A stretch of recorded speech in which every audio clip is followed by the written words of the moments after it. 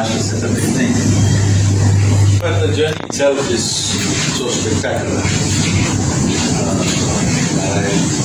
thought I should meet you and talk to a few people because I feel that immense potential is just going waste, and this new development is very good because I see people are so excited because of this new road that's coming. You cannot deny people development by keeping them in the hills. But at the same time, if it's not a planned development, we may lose the greatest asset we have. Nepal should never become an industrial nation. Here you have enough asset to run it just by growing people. If you do the right things, you can make this the Switzerland of Asia. It has all the potential, all the potential. I've literally flown all through almost all the valleys in the helicopter. The potential there is so immense, so immense. It needs a proper planned approach, and once people realize that it's economically beneficial for them, they will all stand with it. Right now, I think the only way it's happening is enterprise with great difficulty investing their money, they're going there. Once they invest so much money, there are harsh realities of money. You can't escape that. People who are looking from outside may think so right now like an establishment like this. He's sitting here for the last 1.5 years with nothing, all right? Other people won't understand, they think you're living in luxury. You don't know the pain of money, banks and borrowers, interest rates.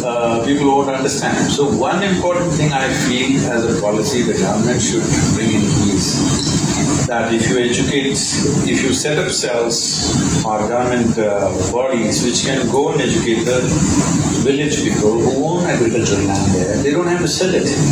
Because when they sell it, they lose their land and they just become laborers after 10 years. Once they've spent the money, they're just back to zero, Instead of that, whatever is a fair proportion that can be discussed as a business, if they're given some partnership in the projects that are coming up, rather than one-time sale, I think generations of those people will live well and they will also become entrepreneurs at some point. In 1 or 2 generations, they will learn how to run their own enterprises. I think that is an important thing to do because otherwise, with money comes development, with money comes well-being, with money also comes many problems, serious problems. Because you cannot control people who have invested, they'll do what they have to do.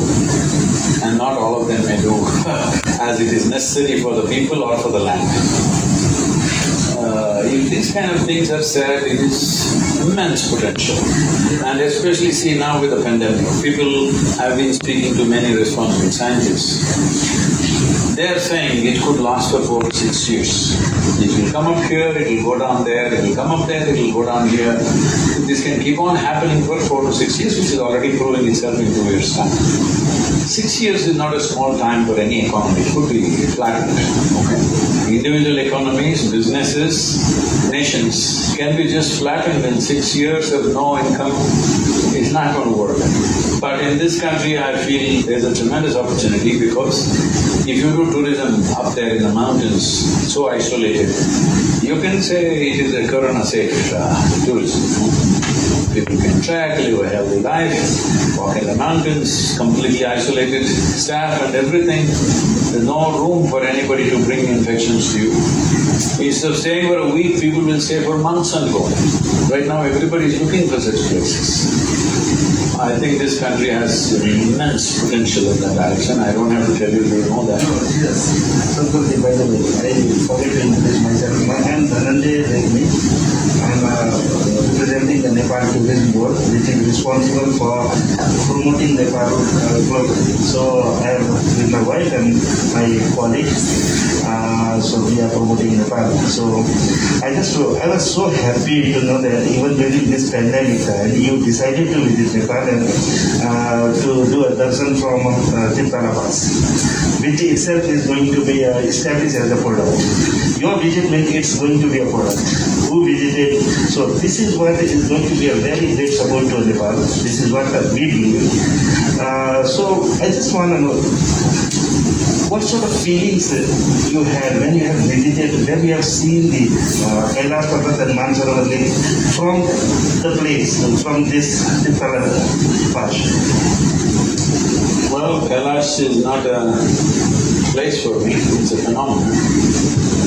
That phenomenon is something that every human being should know. This is not just a religious thing, this is not a religious thing. Because when Shiva imparted this knowledge, or Adiyogi imparted this knowledge, there was no religion in this world. It is just that this entire region took identity with that and included it in our culture and everything. But essentially the most important aspect of what Adiyogi and Kailash represents is, it is not a thing of the past, which is most relevant for future generations. Because as education spreads, as people start thinking more and more logically, simply believe something and you will go to heaven is not going to fly in the next generations. You have to scientifically explain, at least logically correct explanation as to why you have to do what you have to do.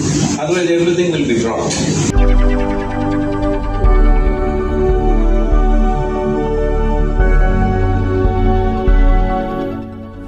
This is Nepal Tourism TV. Please like, share and subscribe to stay updated on tourism news in Nepal.